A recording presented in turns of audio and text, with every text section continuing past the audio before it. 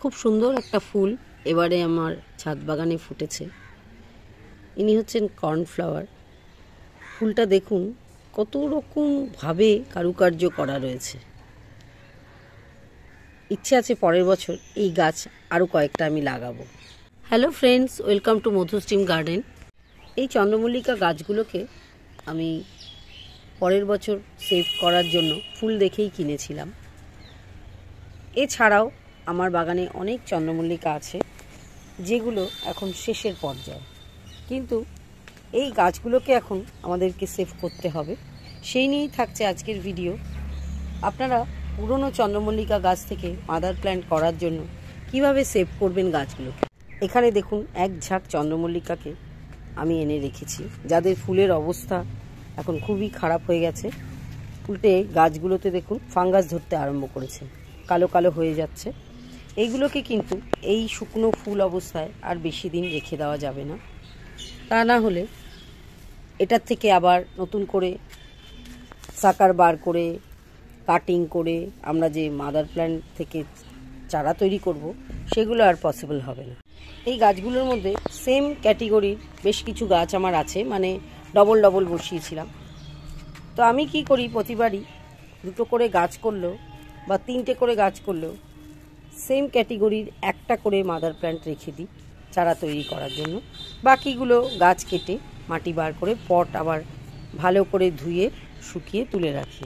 সবার আগে দেখবেন কাটিং করে নিলে পরে আপনারা বুঝতে পারবেন না যে কোনটা কোন ফুল ছিল, কোন কালারের ছিল। সবার আগে কাটিং করার আগে পটগুলোর গায়ে করে ফেলতে হবে নাম্বারিং। এই গাছগুলোকে নাম্বারিং করার জন্য আমি একটা কালার, সাদাই কালার নিয়েছি আর একটা তুলি নিয়ে নিয়েছি। এটা একটা ফেভিক্রিলের কালার। এটা দিয়ে মার্কিং করলে আমি দেখেছি জল পড়লেও রঙটা উঠে যায় না।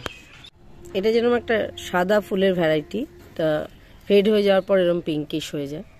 তো এই সাদাটাকে আমি 1 নম্বর করব। সবার আগে আমাকে পটের গায়ে 1 নাম্বারটা করে নিতে হবে। দেখুন আমি তুলির সাহায্যে এখানে নাম্বার 1 মার্কিং করে নিলাম। নাম্বার 1-এ আমি 1 নম্বর যেহেতু করেছি, আমি একটা কোনো খাতার পেজে এই 1 নাম্বার দিয়ে হোয়াইট চন্দ্রমল্লিকা পম্পম ভ্যারাইটি বলে লিখে রাখবো। একইভাবে এটা হচ্ছে ইয়েলোটা আমি 2 নাম্বারিং করব। এটা একটা প্লাস্টিক পটে বসিয়েছিলাম, তো এটাকে আমি এই প্লাস্টিক পটের গায়ে 2 লিখে রাখবো যাতে আমার বুঝতে সুবিধা হয়। দেখুন এই যে 2 লিখে দিয়েছি। এরকমভাবে আমি একে একে বাকিগুলোকেও নাম্বারিং করে নেব। তো একে একে দেখুন আমি যে কটা ভ্যারাইটি আজকে করব সব কটা নাম্বারিং করা হয়ে গেছে। এই 5টা গাছ আজকে আমি কাটাই ছাটাই করে রাখবো। তো আমি নাম্বারিং করে নিয়েছি। কীভাবে কাটতে হবে আমি একটা গাছ আপনাদের করে দেখিয়ে দিচ্ছি। এই একই সিস্টেমে আমি বাকি গাছগুলোকেও কাটবো। তো একটা গাছ আমি আপনাদের করে দেখাচ্ছি। সবার আগে একটা কাটার নিয়ে নিয়েছি। অবশ্যই এটা স্টেরিলাইজ করা হতে হবে, তা না হলে কিন্তু গাছে প্রবলেম হতে পারে, ফাঙ্গাস ধরে যেতে পারে। তো চলুন কাটাই ছাটাই শুরু করা যাক। সবার প্রথমে আমি গাছের ফুলগুলোকে এক এক করে কেটে নেব। ডাল কাটিংটা পরে করব। সবার আগে ফুলের পোর্শনটাকে আমি কেটে বাদ দিয়ে দিচ্ছি। দেখুন একে একে করে সমস্ত যেগুলো ফ্লাওয়ারিং ডালগুলো আছে মাথার উপরে সেগুলোকে আগে কেটে গাছটাকে একটু ছোট করে নিচ্ছি। এটাই হচ্ছে প্রথম কাজ হবে। এই গাছের সমস্ত ফুল কেটে ফেলতে হবে, কোনো ফুল রেখে দেওয়া যাবে না।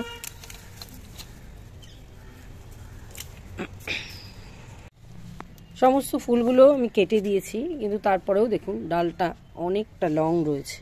এতখানি লং ডাল আমি রেখে দেব না। এবার আমি ডালগুলো আরও একটু নিচ থেকে কেটে দেব।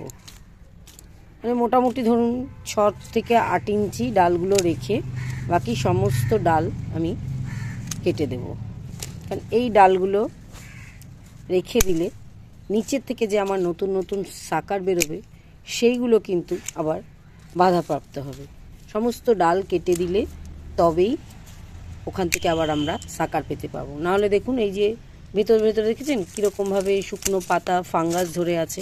তো এই সমস্ত পুরনো ডাল নিচ থেকেই আমাদের কেটে বাদ দিতে হবে। ডালগুলো আরও ছোট করে কেটে নেওয়ার পরে আপনারা একটু লক্ষ্য করে দেখুন, নিচ দিয়ে অজস্র ছোট ছোট চারা বেরিয়েছে। এইগুলোই কিন্তু সাকার, যেগুলো থেকে আপনারা পরের বছরে আবার গাছ তৈরি করে নিতে পারেন, অথবা এই ডালগুলো বাড়লে সেগুলোকে কাটিং করেও আমরা গাছ তৈরি করে নিতে পারবো। তো সেসব আমি পরে দেখাবো।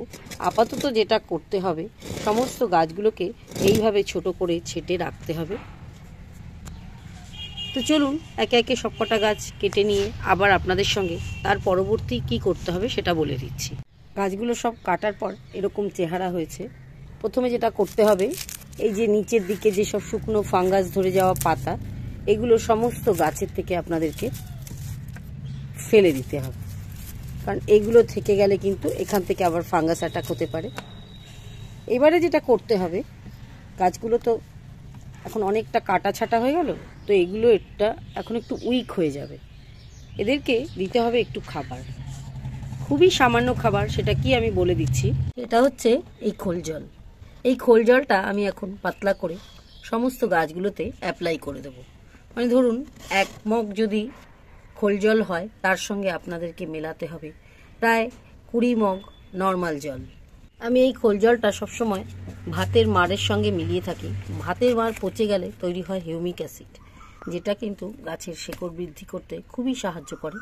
তো এই গাছগুলোর এখন সেরকমই প্রয়োজন, তাই এই খাবারটা আমি এখন গাছে প্রয়োগ করব। গাছের সংখ্যা যেহেতু কম, আমি অল্প করে খোল জলটা মিশিয়ে নিয়েছি। ঠিক এইরকম পাতলা হবে, দেখতেই পাচ্ছেন।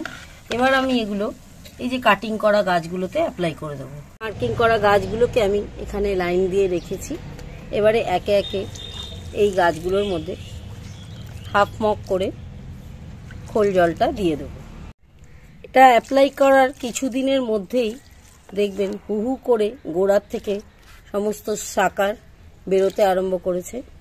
সেই নতুন সাকার থেকেই আমরা আবার মাদার প্ল্যান্ট তৈরি করব। সেগুলো তো পরে নিশ্চয়ই আপনারা অন্য কোনো ভিডিওতে দেখতেই পাবেন।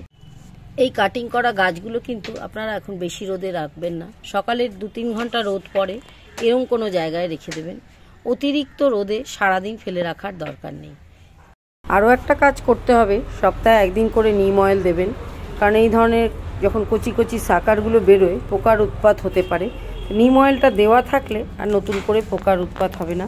পোকা এসে গেলে কিন্তু আপনাদের আবার অন্য ওষুধ দিতে হবে, সেই জন্যই প্রিকশন। আর একটা ছোট্ট কাজ আছে, দেখতে পাচ্ছেন এত শুকনো ফুল আর পাতা, এগুলো কিন্তু আমি ফেলে দিই না। এইগুলোকে আমি বস্তাবন্দি করে রেখে দেব। আবার পরের বছর এর থেকেই তৈরি হবে পাতা সার, যেগুলো আমি আমার বিভিন্ন রকম শীতের গাছে, হ্যাঙ্গিং প্ল্যান্টারে ইউজ করতে পারবো। 1 বছর শুকিয়ে থাকলে এই সারটা খুব সুন্দর একটা পাতা সারে পরিণত হয়ে যাবে। এই যে দেখুন, অলরেডি আমি বস্তাবন্দি করে ফেলেছি। এটাকে আমি ছাদের একটা কোনায় রেখে দেব। এর মধ্যে বর্ষার জলও পড়বে, আবার রোদের তাপও পড়বে, সব কিছু মিলিয়ে মিশিয়ে পাতা সারটা খুব সুন্দরভাবে তৈরি হয়ে যায়। তারপরে এটাকে ভালো করে রোদে শুকিয়ে চেলে আমি আমার গাছে অ্যাপ্লাই করে দেব। বন্ধুরা, যেই প্রসেস দেখালাম, এইভাবেই আপনারা চন্দ্রমল্লিকার মাদার প্ল্যান্টগুলোকে সেভ করে রাখতে পারেন পরের বছরের জন্য। যেতে যেতে আমার এই পয়েন্সেটিয়াগুলোকে একটু দেখিয়ে দিচ্ছি। পয়েন্সেটিয়াগুলোকে আমি এখন রোদের থেকে এখানে এনে রেখেছি, কারণ ফেব্রুয়ারি মাসে গরমটা এতটাই বেড়ে গেছে যে এগুলো বেশি দিন ভালো থাকবে না। আর তার সঙ্গে তো আমার কলিয়াসরা আস্তে আস্তে বেড়ে উঠছে। তো আজকের ভিডিওটা কেমন লাগলো অবশ্যই কমেন্টসের মাধ্যমে জানাবেন। নতুন বন্ধুরা সাবস্ক্রাইব করে সঙ্গে থাকবেন। আজকে এখানেই শেষ করলাম। দেখা হবে আবার পরবর্তী এপিসোডে নতুন কোনো টপিকস নিয়ে।